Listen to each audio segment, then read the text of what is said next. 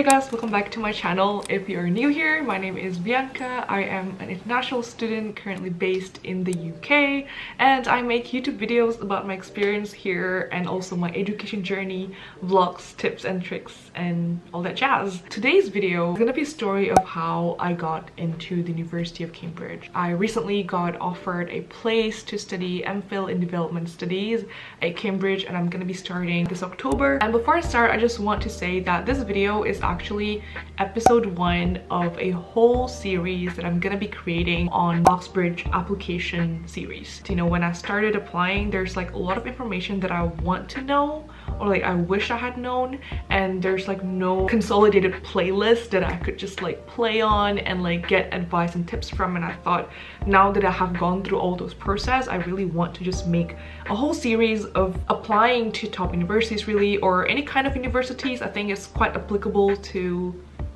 all sorts of universities. Okay, so I thought I'll just start with sharing my background first. I am from Indonesia, and I basically did my undergrad in the UK. And I'm gonna be expanding a little bit on that story so that you also understand what kind of background I have when I applied to Cambridge. A little crash course on the geography of Indonesia. Indonesia has 5 big islands among like thousands of islands that we have. And I come from one of them called Sumatra. And Sumatra is actually on the western part of Indonesia. Western, yeah. Western part of Indonesia. And where I'm from, it's a town called Pekanbaru. There aren't many international schools. And when I was in high school and when I was applying for my master's, I really didn't have that knowledge that, oh, you need to have an A-level or IB or like international equivalent of qualification to be able to apply to universities abroad. I just thought, well, you know, as long as I have high scores in whatever national curriculum that I was doing, I could make it.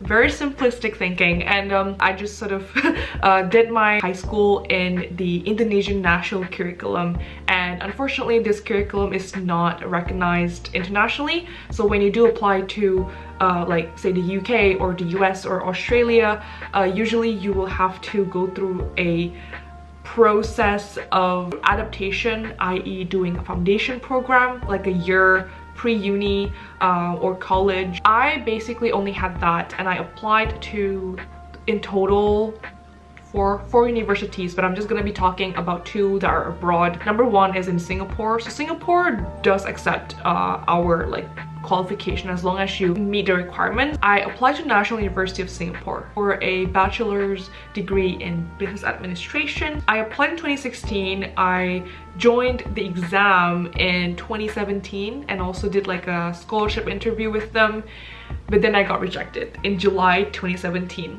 I still remember that day.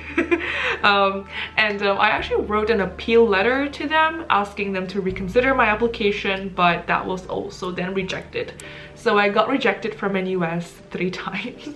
But then, even though I applied to like top universities like NUS, I didn't apply to Oxford, Cambridge, because then I realized that, oh, you need A-levels. And we didn't have the financial capacity to do like, you know, 1 to 2 more years of like A-level or foundation if I want to apply to like other universities that are still like top unis in the UK.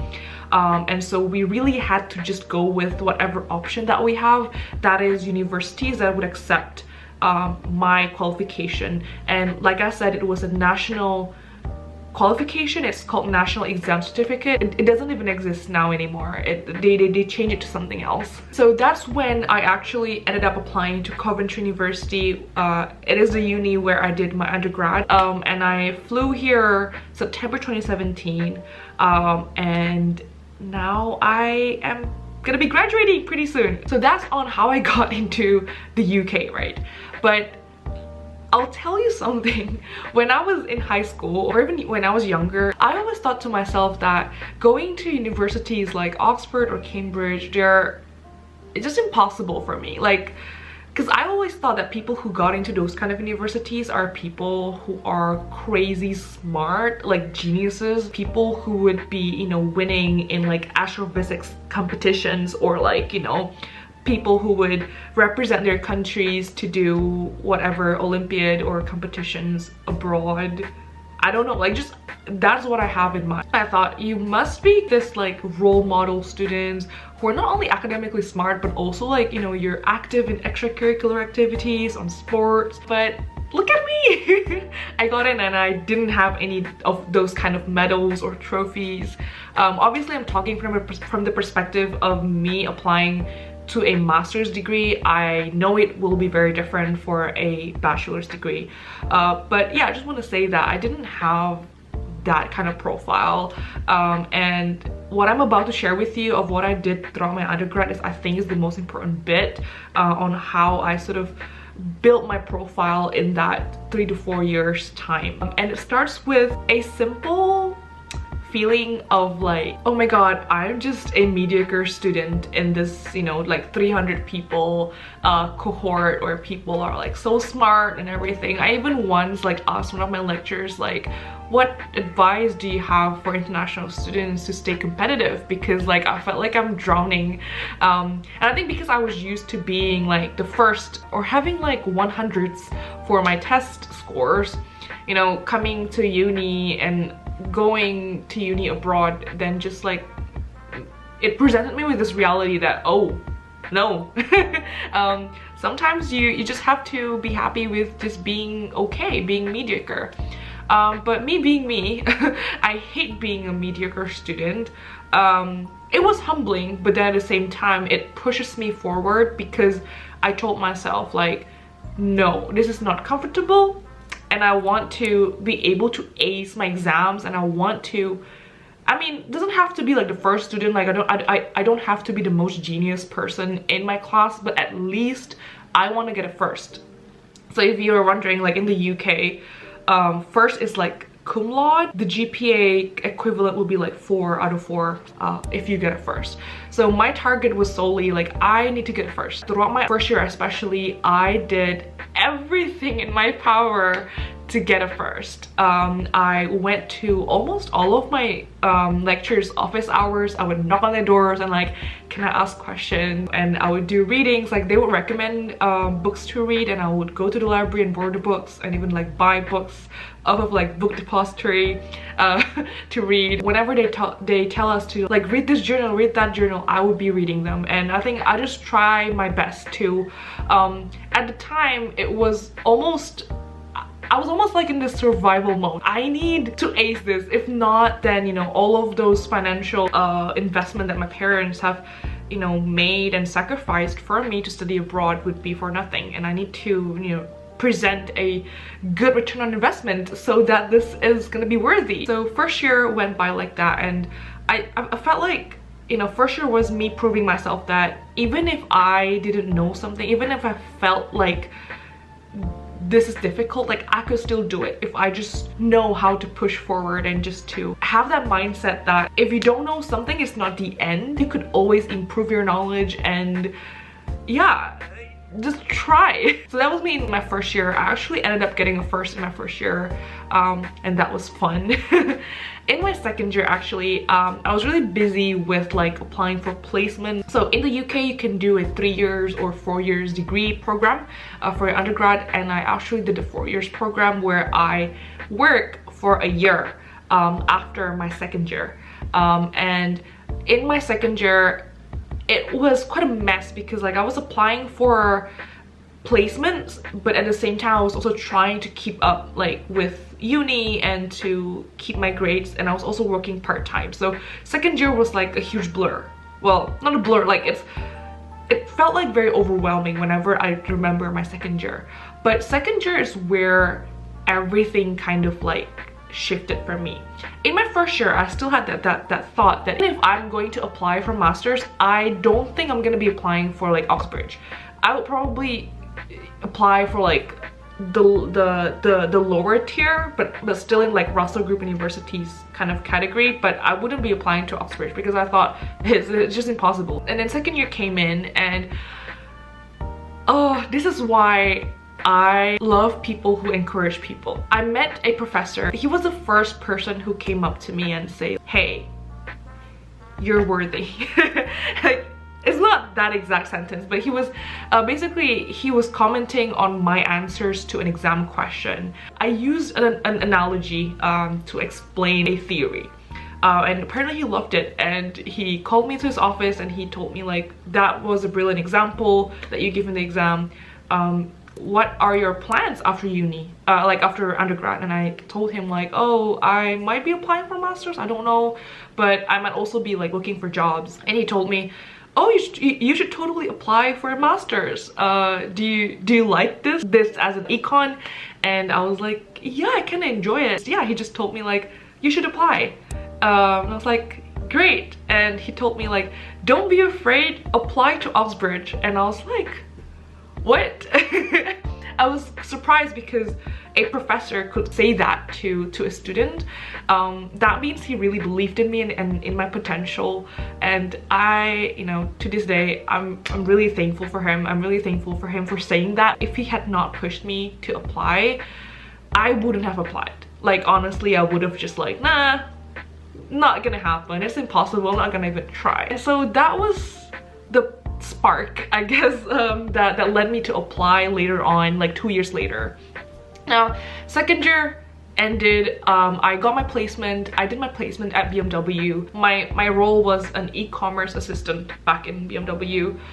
So nothing related to my study or even my master's. So it was just a completely new professional experience, and purely just for like having that professional experience, right, for that year. And my time at BMW, like the first half of 2020, is one of the most pivotal moment for me as well, because I was working. So even though I had not graduated, I kind of like labeled myself as like young professionals because I was working. And then I got involved in an organization called YIPA, which is Young Indonesian Professionals Association. As the name suggests, it is an organization for Indonesians who are working in the UK. And I basically went to a lot of their events, and I really like what they do. And that's when I really just reached out to them like, hey, I want to get involved, like how can I get involved? And I think that's one of the things that I kind of learned is the way I got all the things that then made up my CV and my profile when I was applying to Cambridge. All of them were just me being proactive and just wanting to reach out and like networking in general. I reached out to them, and apparently there was like this opening for a position as a vice chair for an event called Indonesia Career Evening. It is basically an annual career fair for Indonesian students in the UK and EU. I applied, I got the role, and so I worked as the vice chair for this event from the beginning of 2020, and around like early 2020 I actually joined an event, and this is where the networking thing came in. So there's this event called ASEAN Youth Summit.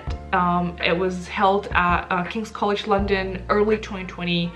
That is where I met now a really good friend, but then which is like an acquaintance, and I met my friend there, and I was just talking to her in like probably like around April, asking like, oh yeah, what's your plan for summer? And that is where she told me like, oh, I'm gonna be interning at the Central Bank of Indonesia in London. And I was like, can I, like, do they have external vacancy? Like I also want to apply because I don't have anything to do this summer. I can't go home because COVID. She was like, oh yeah, sure, let me ask. And before that actually happened, because I was a part of that event as a vice chair, not the ASEAN Youth Summit, but the Indonesia Career Evening event as the vice chair, I actually got introduced to quite some people, and one of them is actually someone in the Central Bank of Indonesia in London. And so through my friend and also through this connection, I kind of asked him like, hey, do you have any vacancies for an intern this summer? And that's when I interned there as a economist intern. And that experience, interning at the Central Bank of Indonesia in London and being involved in YIPA as a vice chair to that event, is actually the experiences that shaped my interest in the study that I applied to at Cambridge, which is the development studies. And because of those networking that I did, which led me to that internship in the Central Bank of Indonesia in London, and then that also opened up more opportunities for other things, like being involved in other professional organizations, like something called GIPA, and then that also led me to then be empowered enough to do something of my own. It is an initiative that I started with my friend called Broadening Indonesia. So a bunch of things really. I mean, this might be a little bit of a blur for you, but essentially what I'm trying to say here is that what led me to applying to Cambridge was really all those encouragement from people, meeting people, and just being a part of something, of an organization. A big part actually of my courage to even apply came from the people I surround myself with. Another thing that I also want to highlight is that changing my mindset from that's impossible, I'm not gonna apply, to something called growth mindset, where I feel like, no, I think I have a chance. So it's shifting my mindset from a fixed mindset to a growth mindset. And this is where I really want to also introduce this book, which really helped me change my perspectives when it comes to trying, when it comes to learning. It's called Mindset by Carol Dweck. I highly recommend this book. If you haven't come across this book before, read it. It is written in a very like simple English. If English is not your first language, you will find this quite easy to read anyway. It has such a big impact in just shifting the way I think, and also contributed to why I applied to Cambridge. August 2020, I knew that I wanted to apply to Cambridge, and so I contacted the same professor that told me to apply in second year. I told him like, hey, I remember what you told me in second year, I'm going to apply. And with that being said, would you be willing to become my recommender or like referee for this application? And he said yes. Yes! For Cambridge, you have to submit 2 recommenders. The other lecturer that I actually asked to write reference for me is another lecturer that I met in my final year actually, because I did this course called econometrics. Not a lot of people in my cohort did that, so it was quite a small class group, and that's also how I can really connect with her and really just like build that connection and build that rapport with her. And then I also asked her to become my referee. The application typically opens in October time, and so I basically started applying. I've actually started written the personal statement since August because I was just like so excited to apply. And yeah, I submitted everything in early January 2021. I got the decision early February 2021, and that's how I got into Cambridge. Just like with any goals, I think, when, you know, because I've encountered a lot of students who told me like, oh, I want to apply to Oxbridge. How cool is that to be able to study at Oxbridge or any top universities? But they would always keep that as a dream and not really like reach for that dream. And I know there's a lot of factors when it comes to achieving your goal and achieving your dream. But what I really want to say is just that just with any other targets or like achieving any kind of goals, you need to know the steps to be able to get there. A tip from me, this may work for you, it may not, but for me, you want to make sure that when you apply, your application is made by design and not made by just some happenstance. So that means it's not just you living life with like no goals in mind, but you want to make it by design that, okay, I have that goal in mind, I have the end in mind, which is going to getting into Cambridge and Oxford or any other universities, and these are the things that I have done, and these are the reflections that led me to the conclusion that, okay, that's where I'm gonna go. I do hope that you're not only inspired or motivated from this video, but you would actually take action. If you have a dream, any kind of dream, as cliche as it sounds, you gotta work for it, and knowing the steps to get there is the most important thing. For me, I want to go to Cambridge, even if, you know, when back in high school I want to go to Cambridge, I can't just like, you know, like I want to go there, you know, like those memes with like steps. Like, I'm gonna insert a picture here. You can't just like bypass a few steps and get to where you want. You need to take that like baby steps to get to where you want, and just, yeah, trust your process, and stay tuned for more videos on the whole application process series, playlist, whatever you name it. And I hope you have a good day. Thank you.